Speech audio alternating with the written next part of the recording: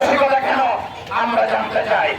আমরা দাবি রাখছি গত 3 দিনের সংগ্রামে যারা কক্সবাজারের জনপ্রতিনিধিকে অংশ নিতে দেয় নাই, কক্সবাজারের সিভিল সোসাইটির প্রতিনিধিকে অংশ নিতে দেয় নাই, কক্সবাজারের গণমাধ্যম কর্মীকে অংশ নিতে দেয় নাই, এই ষড়যন্ত্রের কুশীলতারা তাদের মুখোশ উন্মোচনের দাবি জানাই।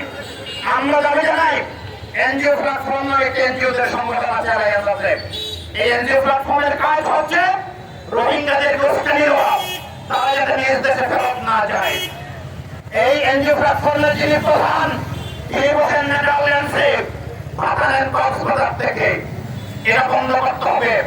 আপনি নেদারল্যান্ডে বসবেন, কক্সবাজার থেকে কয়েক লক্ষ টাকা ভাতা নেবেন, এটা আমরা মানতে পারি না।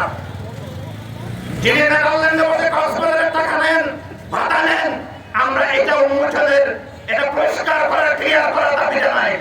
এনজিও প্ল্যাটফর্মের যে বিতর্কিত কর্মকাণ্ড, বিতর্কিত ভূমিকা, এটা আমরা মুখোশ উন্মোচন করতে চাই। প্রশাসনকে ত্রিপুরা থেকে আমরা দাবি রাখবো, এনজিও প্ল্যাটফর্ম শিক্ষকদের আন্দোলনের জন্য উস্কানি দিয়েছে, সমস্যা সমাধানের চেয়ে সংকট তৈরি করেছে বেশি। এটা কেন হয়েছে? আমার দেশে বসে আমার দেশের বিরুদ্ধে ষড়যন্ত্র হবে, এটা আমরা বরদাস্ত করতে পারি না। আমরা দাবি রাখবো মাননীয় শরণার্থী ত্রাণ ও প্রত্যাবাসন কমিশনার, আপনি এনজিও প্ল্যাটফর্মের পান বন্ধ করে দেন।